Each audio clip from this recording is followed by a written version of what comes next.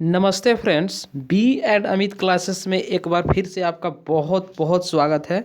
Friends, अभी तक channel को सब्सक्राइब नहीं किए हैं तो please be and Amit classes channel को सब्सक्राइब कीजिए और हमें सपोर्ट कीजिए। फ्रेंड्स, शुरू करते हैं आज का क्लास। मगध के परवर्ती गुप्त शासक, ठीक है।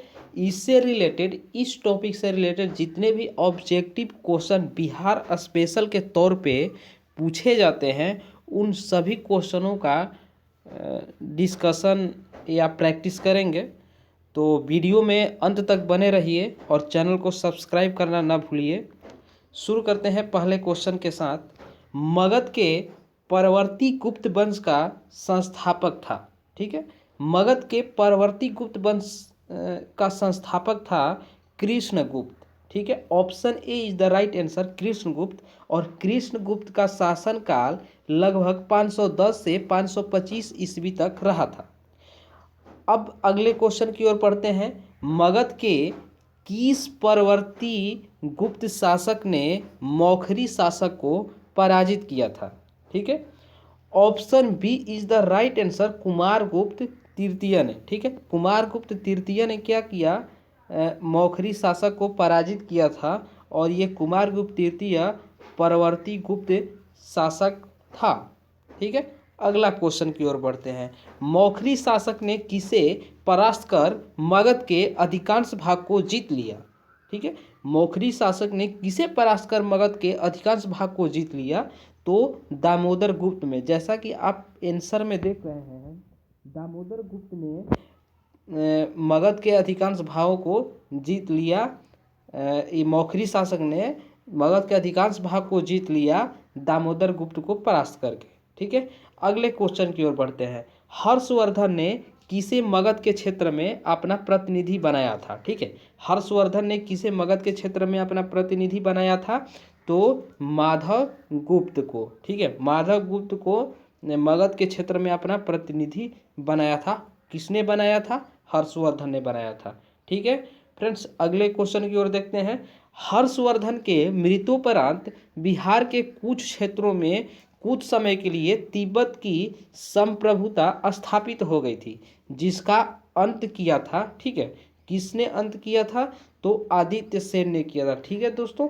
आदित्य सेन ही जो थे ये तिब्बती के संप्रभुता स्थापित हो जाने के कारण इसका अंत किया था, ठीक है।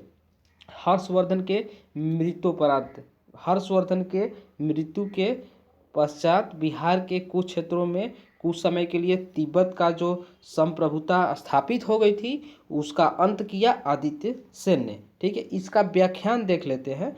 बिहार के किसी स्थानीय शासक अर्जुन ने चीनी यात्रियों को क्षति पहुंचाई थी, ठीक है।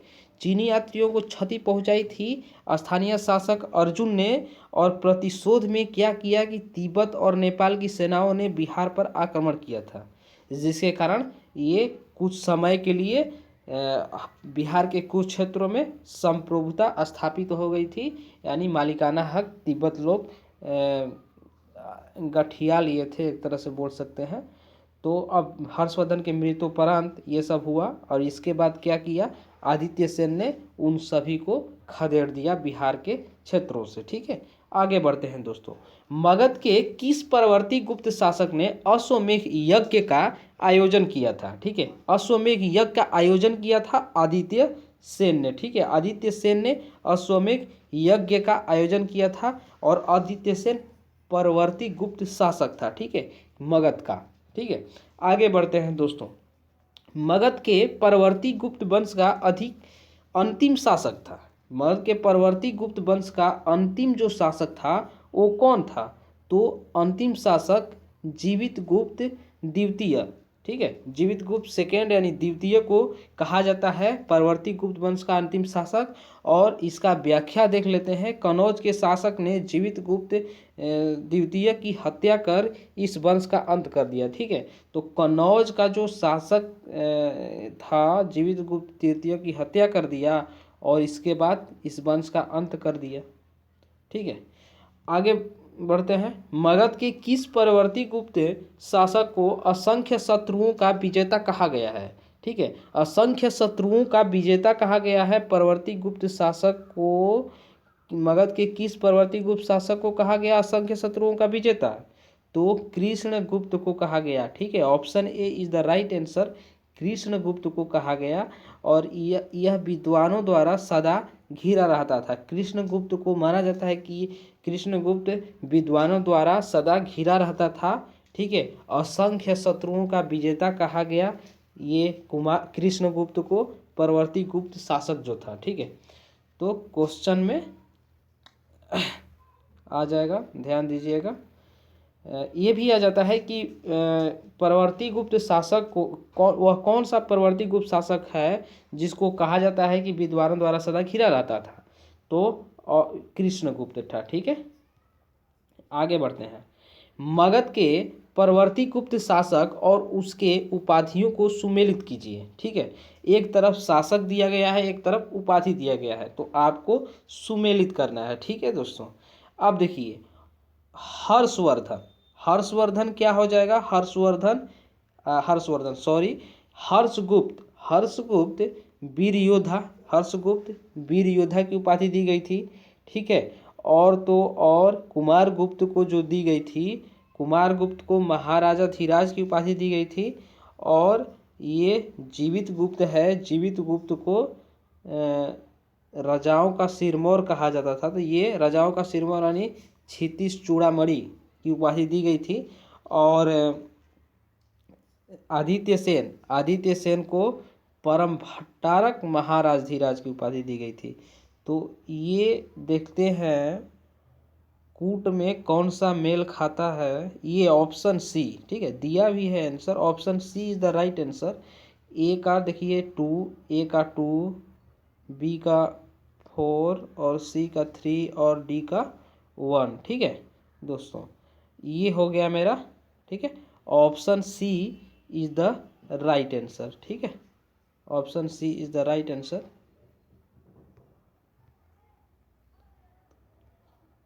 आगे बढ़ते हैं। मगध के किस परवर्ती गुप्त सम्राट के बारे में कहा गया है कि उसके समुद्र तट तथा हिमालय के शत्रुओं को जीता था? ठीक है, समुद्र तट तथा हिमालय के शत्रुओं को जीता था, तो ये जीवित गुप्त को कहा जाता है। जीवित गुप्त को कहा जाता है कि उसने समुद्र तट तथा हिमालय के शत्रुओं को जीता था। और परवर्ती गुप्त सम्राट जो था ये जीवित गुप्त, और ये परवर्ती गुप्त शासक अंतिम शासक था जीवित गुप्त द्वितीय।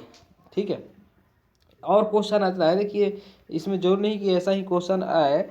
ये 9th क्वेश्चन को एक बार फिर से देख लीजिए। इसमें क्या है कि बोल दिया जाए कि परम भट्टारक महाराज धीराज की उपाधि किसने धारण की थी? तो आदित्य सेन ने की थी। ठीक है, और आ जाएगा कि महाराज धीराज की उपाधि किसने? तो हर्षगुप्त ने। देखिए ऑप्शन में हर्षगुप्त है तो हर्षगुप्त को टिक लगाना है, अन्यथा आदित्य सेन है तो आदित्य सेन पे ट्रिक लगाना है। ठीक है, अब देखिए क्षितिज चूड़ामणि या राजाओं का सिरमौर, अधिकतर क्षितिज चूड़ामणि छोड़ दीजिए, राजाओं का सिरमौर ही पूछा जाता है।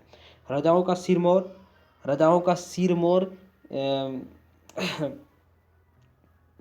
किसको उपाधि दी गई थी? तो जीवित गुप्त को दी गई थी। तो ये जीवित गुप्त को याद रखना है, राजाओं का सिरमौर। ठीक है, कुमारगुप्त को जो है, कुमारगुप्त को कहाँ है? कुमारगुप्त जो है, कुमारगुप्त महाराज धीराज की उपाधि धारण की गई थी ना। और ये आदित्य सेन जो था, आदित्य सेन को महाराज धीराज की उपाधि, इसमें थोड़ा ध्यान देने वाली बात है। और तो और ये जो हमारा हर्षगुप्त जो था, ये वीर योद्धा की उपाधि दी गई थी। किधर है हर्षगुप्त? अच्छा इधर है, ऑप्शन ए में हर्षगुप्त। हाँ ठीक है, तो हर्षगुप्त वीर योद्धा की उपाधि दी गई थी। तो ये आपको याद रखना चाहिए। ठीक है, आगे बढ़ते हैं। देखिए हर्षवर्धन के मृत्यु के बाद मगध के अंतर्गत एक विस्तृत साम्राज्य स्थापित करने वाला प्रथम शासक था आदित्य सेन। ठीक है, आदित्य सेन एक हर्षवर्धन के मृत्यु के बाद मगध के अंतर्गत एक विस्तृत साम्राज्य स्थापित करने वाला शासक था। ठीक है, और प्रथम शासक था। ठीक है, आगे बढ़ते हैं।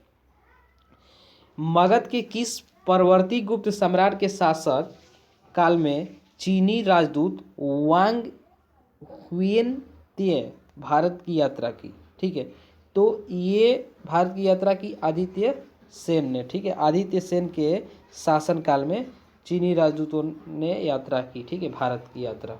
आगे बढ़ते हैं। मगध के परवर्ती गुप्त शासकों का सही क्रम क्या है? ठीक है, मगध के परवर्ती गुप्त शासकों का सही क्रम है, मगध के परवर्ती गुप्त शासकों का जो सही क्रम है इसमें, हाँ देखते हैं मगध के परवर्ती गुप्त शासकों का सही क्रम क्या है। कृष्णगुप्त, हर्षगुप्त, जीवित गुप्त, कुमार गुप्त, दामोदर गुप्त, महासेन गुप्त, देवगुप्त, माधव गुप्त और आदित्य सेन। तो ये option B is the correct answer. Answer में देख लेते हैं। हाँ देखिए, ऑप्शन बी करेक्ट है। ठीक है, ऑप्शन बी करेक्ट आंसर है। और मगध के परवर्ती गुप्त शासकों का जो सही क्रम है, कृपया आप नोट कर सकते हैं। कृष्णगुप्त, हर्षगुप्त, कृष्णगुप्त के बाद हर्षगुप्त, हर्षगुप्त के बाद जीवित गुप्त, जीवित गुप्त के बाद कुमार गुप्त, कुमार गुप्त के बाद दामोदर गुप्त, और दामोदर की गुप्त के बाद महासेन गुप्त, और महासेन गुप्त के बाद देवगुप्त, और देवगुप्त के बाद माधव गुप्त, और माधव गुप्त के बाद आदित्य सेन। ठीक है फ्रेंड्स, अगले वीडियो में हम लोग डिस्कस करेंगे गुप्तोत्तर युग और बिहार के बारे में। और फ्रेंड्स, अभी तक चैनल को सब्सक्राइब नहीं किए हैं तो प्लीज़ सब्सक्राइब कर लीजिए बी एंड अमित क्लासेस को, और बेल आइकॉन दबाना नहीं भूलिए। और बेल आइकन दबाइए तभी तो मेरा वीडियो आपके यहाँ पहुँचेगा। तो बेल आइकन दबाइए और चैनल को ज़रूर से ज़रूर सब्सक्राइब कीजिए, और अपने दोस्तों के साथ भी चैनल को शेयर कीजिए और सब्सक्राइब करवाइए। Thank you.